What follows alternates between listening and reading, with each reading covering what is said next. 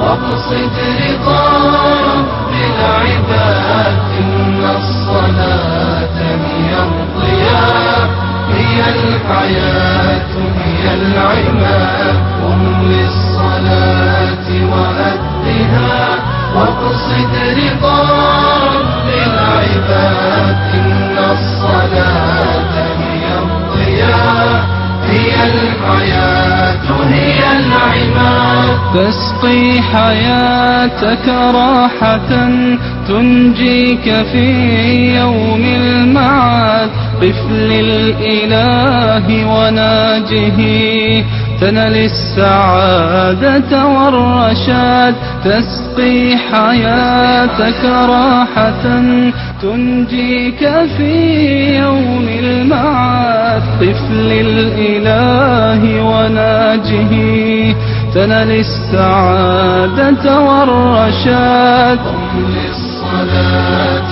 وأدها واقصد رضا رب العباد إن الصلاة هي الضياء هي الحياة هي العماد. يخشع في الصلاة، وأنا من ضمن الناس ديت بتمنى برضو إن أنا أخشع في الصلاة. لكن إيه هي الخطوات اللي فعلا توصل الإنسان المسلم إنه يخشع في الصلاة؟ خصوصا إن اللي ما يخشعش في الصلاة كأنه ما حسش بلذتها، أو بمعنى أصح من وجهة نظري كأنه ما صلاش. طيب تعال نسأل نفسنا سؤال بسيط جدا. لو في يوم من الأيام جه مدير العمل بتاعك سواء الوزارة أو المصنع أو الشركة وجه قال لك في يوم من الأيام خلي بالك إن مدير الجامعة أو مدير المصنع أو رئيس كذا أو رئيس قطاع جاي بكرة، فلازم تلبس البدلة وتلبس الجرافطة وتلبس الجزمة الكلاسيك. انت هتعمل ايه؟ الموقف ده حصل معايا، تسمعوا انا عملت ايه؟ طيب لبست البدلة ولبست الجزمة الكلاسيك ولبست الجرافطة وخدت بعضي تاني يوم الصبح ورحت المكان وانا متهيئ ان انا هقابل رئيس الجامعة، لان كنت شغال ساعتها في الجامعة. لكن رئيس الجامعة ما جاش. سألت نفسي سؤال مهم جدا. طب هو انا لبست ده ليه؟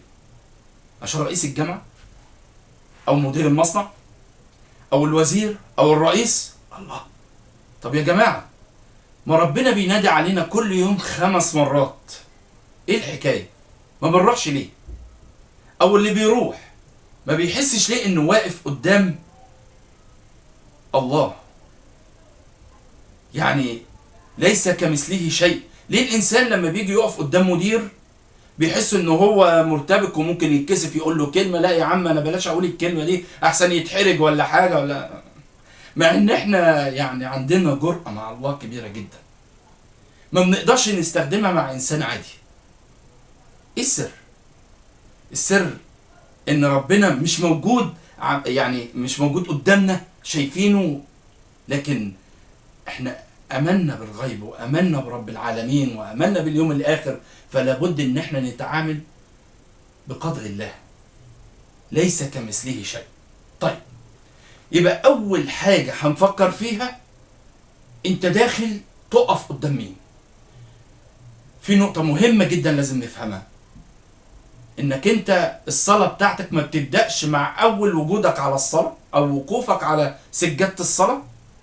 الصلاة يا جماعة بتبدأ من قبل الأذان بربع ساعة أو بنص ساعة، إنك بتهيأ نفسك، اسمعوا دي جيدا، بتهيأ نفسك إنك داخل تقابل رب العالمين.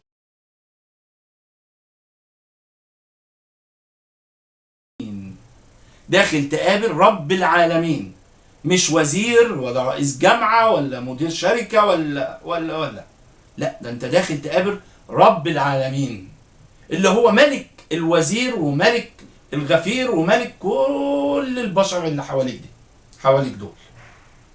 حلو الكلام؟ يبقى اولا لابد انك تهيئ نفسك ان انا يا جماعه انا دلوقتي داخل بعد ربع ساعه بعد نص ساعه هقف قدام رب العالمين.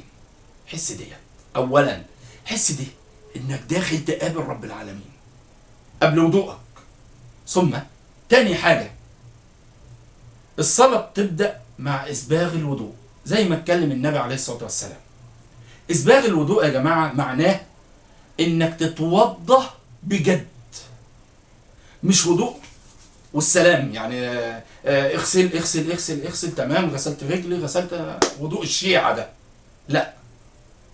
الوضوء يا جماعة، الوضوء بجد، إسباغ الوضوء، الوضوء الصحيح، إنك لما تيجي تغسل إيدك مش بس بتغسلها بجد وتخلل أصابعك، لا لا لا لا لا لا، إنك أنت بتغسل ذنوبك.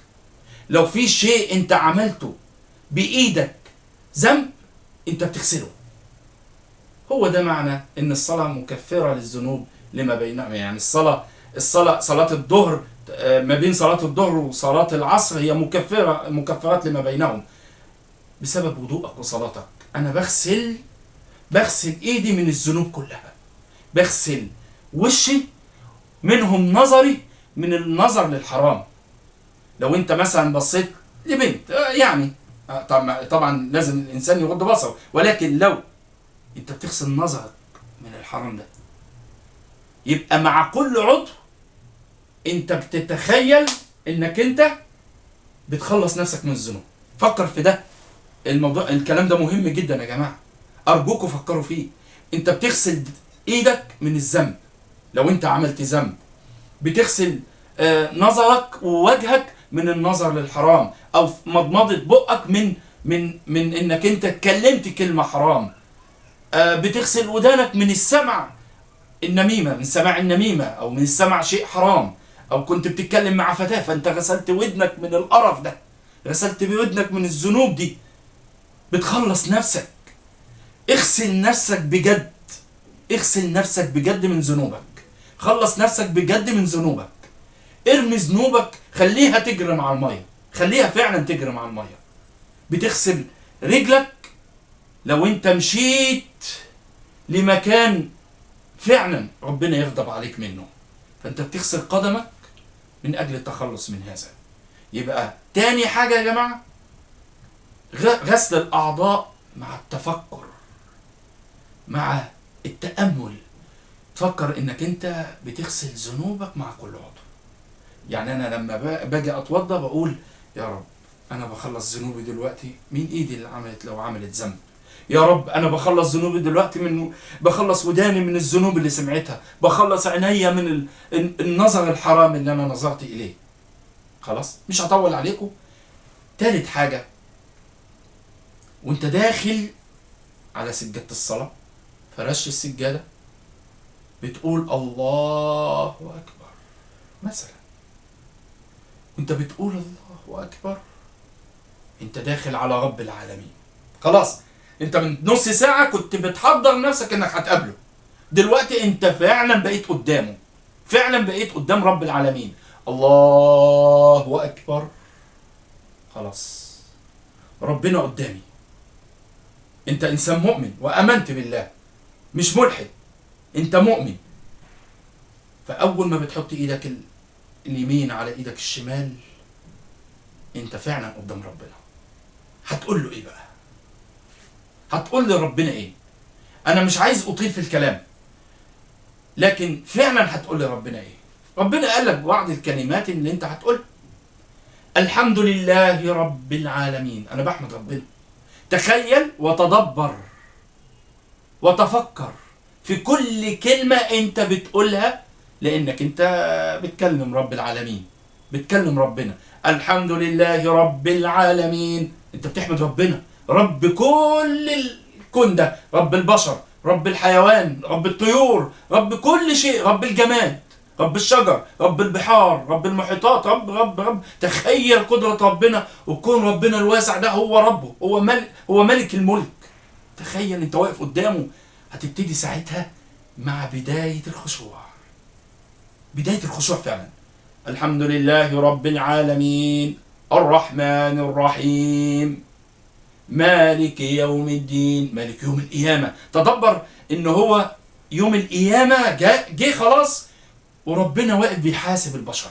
مالك يوم الدين، وانت ما تقدرش تعمل شيء. اياك نعبده، بقوة الله، بقوة الله انت بتعبد ربنا، وبتستعين بالله بقوة الله. فانت ما بتقدرش تعمل اي شيء الا بايه؟ بعبودية الله واستعانة به. اياك نعبد واياك نستعين اهدنا الصراط، بتسأله بقى يا رب اهدنا الصراط المستقيم، يا رب اهديني الطريق الصحيح، صراط الذين أنعمت عليهم، يا رب ادينا صراط الذين أنعمت عليهم، اللي انت كنت بتنعم عليهم يا رب اعطينا ده، اعطينا صراط المؤمنين اللي مشوا عليه من عهد النبي او من عهد آدم عليه السلام لغاية دلوقتي، اعطينا الصراط ده. تفكر وتدبر في كل كلمة انت بتقولها، لانه شيء مهم جدا انك انت ما بتقولش ايات وخلاص، انت مش بغبغان عشان تفضل تقول ايات وانتهت، لا لا، انت واقف قدام ربنا فبتكلمه فبتسأله. الركوع انت بتركع رب العالمين. بنشوف في بعض الافلام او المسلسلات لما كنا بنتفرج عليها ان يجي الوزير يركع قدام الملك، الله ده انا هركع قدام ملك الملوك، هركع قدام، فلا بد ان يكون الركوع من الداخل، من داخل جسمك. فبتركع سبحان ربي العظيم سبحان ربي العظيم، واستحضر عظمة الله. فكر عشان تستحضر عظمة الله، فكر في كونه، فكر في الكواكب، في المريخ، في بلوتو، في عطارد، الشمس. ايه ده؟ سبحان ربي العظيم. فعلا رب الله عظيم. عند السجود اهم شيء في الصلاة السجود، ساعتها بتكون انت اقرب الى الله، ساعتها فعلا بتكون اقرب الى الله. سبحان ربي الاعلى. ربنا نزلك في الارض وربنا اعلى، نزل مراخيرك الارض لانه فعلا ده الحق. وربي الاعلى سبحان الله، ربنا فعلا الاعلى. سبحان ربي الاعلى سبحان ربي الاعلى. استحضر علو الله فوق 7 سماوات، فوق العرش. سبحان ربي الاعلى سبحان ربي الاعلى سبحان ربي الاعلى. واسال الله ما تشاء في السجود. اسال ربنا، استغفر لأبيك، استغفر لأمك، ادعو لهم بالرحمة إن كانوا قد ماتوا، ادعو لهم بالصحة والعافية إن كانوا أحياء. ادعي بكل شيء أنت تتمناه، هتحس إن جسمك ارتعد، بدأت فعلا تخش في مرحلة الخشوع. الخشوع بيبدأ مع أول الصلاة، مع أول الحمد لله رب العالمين. نهاية أو خلاص عمق الخشوع بيبدأ مع إنك أنت تنزل لرب العالمين. انزل له، ذلل نفسك، حس مراخيرك في الأرض، حس بده. ساعتها فعلا لما بتوصل لنهاية الصلاة، السلام عليكم ورحمة الله، السلام عليكم ورحمة الله، ساعتها لازم ترجع للفيديو ده وتكتب تعليقك، لأن أنا إن شاء الله بعون الله طبعا أضمن لك إن فعلت ده فعلا وصلت للخشوع للصلاة، لأن الأمر مجرب وجربوه ناس كتير وفعلا حسوا بالخشوع في الصلاة. أتمنى من كل إنسان يسمع الكلام ده مني إنه ينشره لما فيه الخير، وكمان أنا أتمنى إن أنا أخذ ثواب على الفيديو ده، وإنت كمان تاخد ثواب على الفيديو ده. أسألكم بالله أن تنشروا لما فيه من الخير. والله ما أردت غير هذا. الخشوع الخشوع الخشوع. الصلاة هي الخشوع، الصلاة هي الخشوع، الصلاة هي الخشوع. إن شاء الله دي كانت أول حلقة لينا، وإن شاء الله مزيد من الحلقات قادمة إن شاء الله لبعض الناس اللي ما بيصلوش. وأتمنى إنكم كنتوا تدخلوا على صفحتي على اليوتيوب وتشتركوا فيها، وأذكركم بنشر الفيديو. السلام عليكم ورحمة الله وبركاته. وأدها واقصد رضا رب العباد، إن الصلاة هي الضياء، هي الحياة، هي العماد. وعمر بيوت الله لا تركا لساعات الرقاد، إن الحياة قصيرة والعمر ماض للنفاد وعمر بيوت الله لا تركا لساعات الرقاد إن الحياة قصيرة والعمر ماض